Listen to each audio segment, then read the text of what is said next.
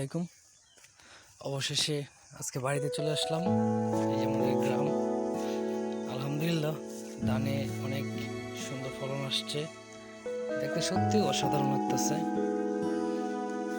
দেখেন, সত্যি বলতে গ্রাম দেখতে আসলে অনেক সুন্দর। কালকে রাত্রে আসছে তো এই জন্য কিছু ভিডিও করতে পারিনি। এখন আসলাম, এই যে এখান থেকে মসজিদ, ওই যে নামাজ পড়ে বের হলাম। বেরোর পরে ভাবলাম তো একটু ভিডিও করা উচিত। আসলাম গ্রামে, যেতে অনেকদিন পর, তা আবার ঈদ উপলক্ষে।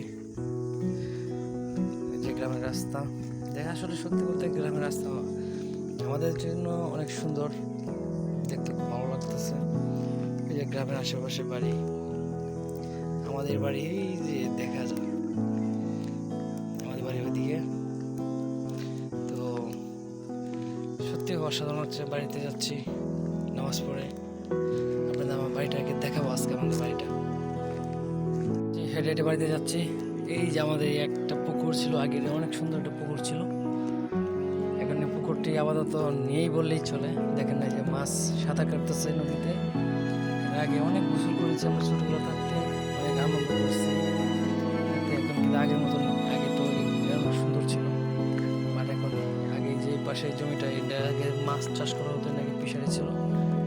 এখন আর আগের মতো নেই, এখন এটাতে ধান চাষ করা হয়, ধান অন্য জিনিস চাষ করা হয়।